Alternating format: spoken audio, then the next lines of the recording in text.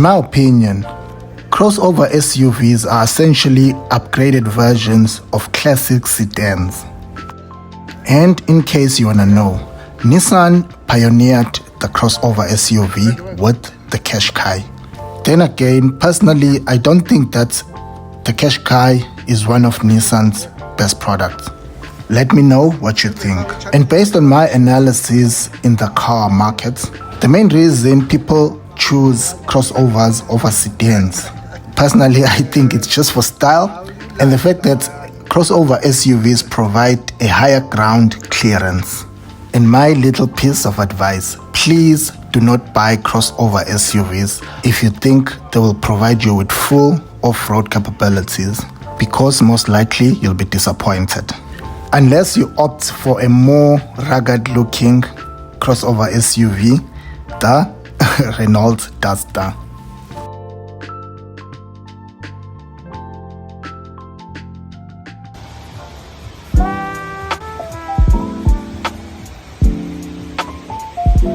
Hello guys, and welcome to the beauty of South Africa. I'm Kululeko Cele and I'm your host. Our channel is all about your favorite subjects ranging from the latest cars and reviews, traveling including a fabulous lifestyle. We love fashion, precisely fashion for grown men. We love tech and we love fragrances. If this sounds good to you, please support us by becoming a member of the family. Subscribe, comment and let us know what you think. Please like the video so that it is recommended to more viewers. Please don't skip the ads. All your support is valuable for the growth of our channel. Do this and we promise to continue to provide more valuable content for you.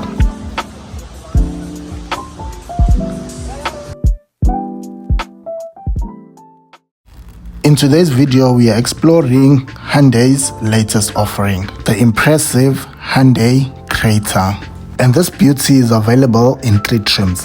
And starting from the base model is the Creta 1.5 Premium MT-MY24, which has a 6-speed manual transmissions gearbox. It's a starting price of 449,900 rand. And the middle model is the Creta 1.5 Premium IVT MY24, and this one comes at 479,000. And the top of the range is the Creta 1.5 Executive IVT MY24 at 519,900. And in case you are wondering, the IVT stands for Intelligent Variable Transmissions. This is a new type of a gearbox that offers more improved fuel economy and a smoother, responsive driving experience compared to the traditional automatic transmissions. And personally, I think this is a very strong selling point for the latest Creta.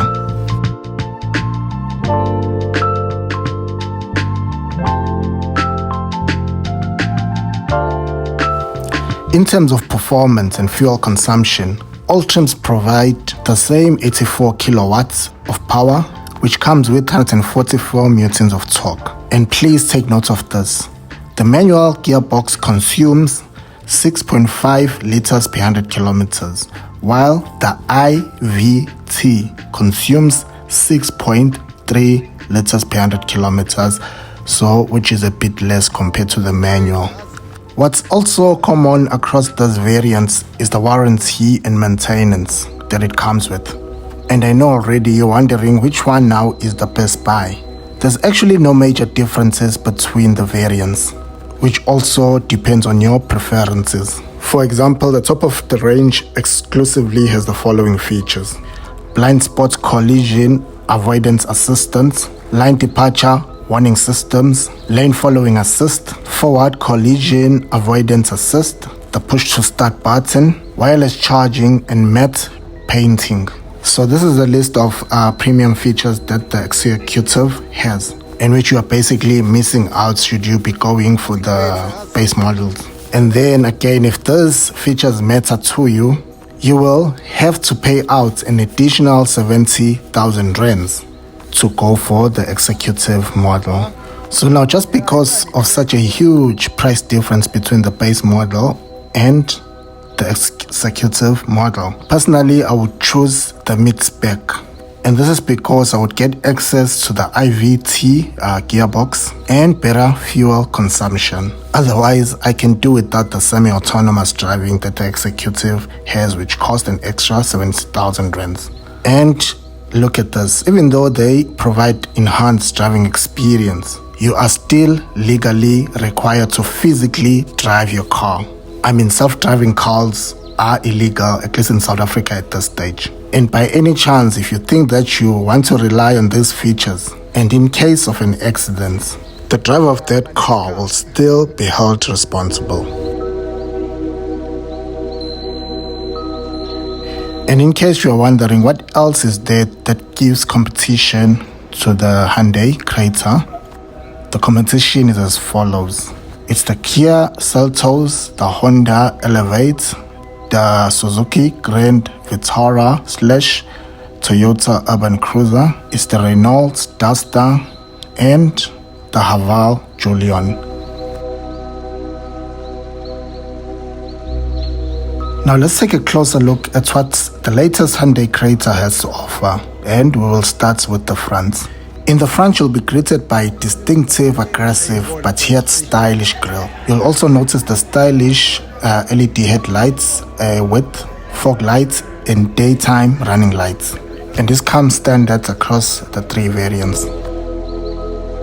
Then moving to the side, you'll find the 17-inch alloy wheels and an excellent ground clearance of 220 millimeters. While the executive comes with the roof racks, of which they are absent here on the base model. You'll notice the electric side folding mirrors, chrome door handles, the mud flaps. All these come as standard. The rear features an illuminated Hyundai sign and the logo, the sharp and distinctive parking brakes, and of course the brake lights.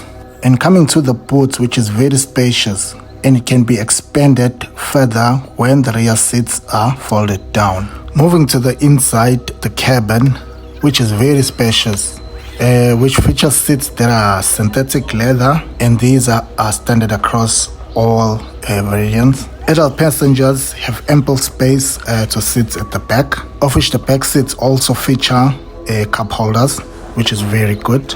The dash features a multi-function steering. On the doors, you will notice the buttons for the automatic electric windows. The infotainment is also full house equipped with Apple CarPlay and Android Auto. It is also integrated with the reverse camera. All these enhance your driving experience. Basically, the cabin features ample space for your daily essentials with various storage compartments. It is featured with multiple USB-C port points. Another good thing is that the passengers have their own USB ports and can also control the air condition flow. This is one of the safest cars to drive as it features side curtain airbags, also included as standard across all variants.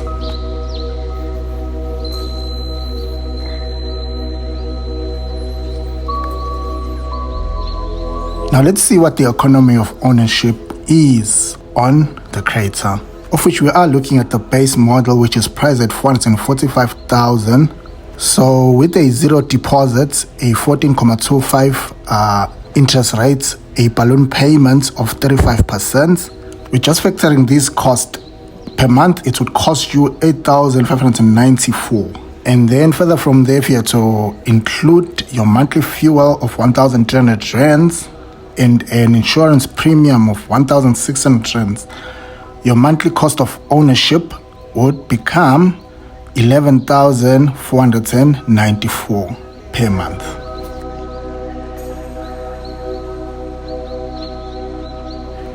Okay, I'm sure you're waiting for this one, the verdicts. So personally, guys, I think this is a very good buy. I've never driven any boring car from Hyundai, even their budget car. I think that the IVT gearbox is a major selling point for the Creta, considering a competition as well. And in terms of looks and practicality, I rate this car a 10 out of 10. This is a car I'd seriously consider if I was in the car buying market. And with that said, I hope you found value in the video. Thank you so much for watching up until this time. I hope to see you on the next video. Cheers.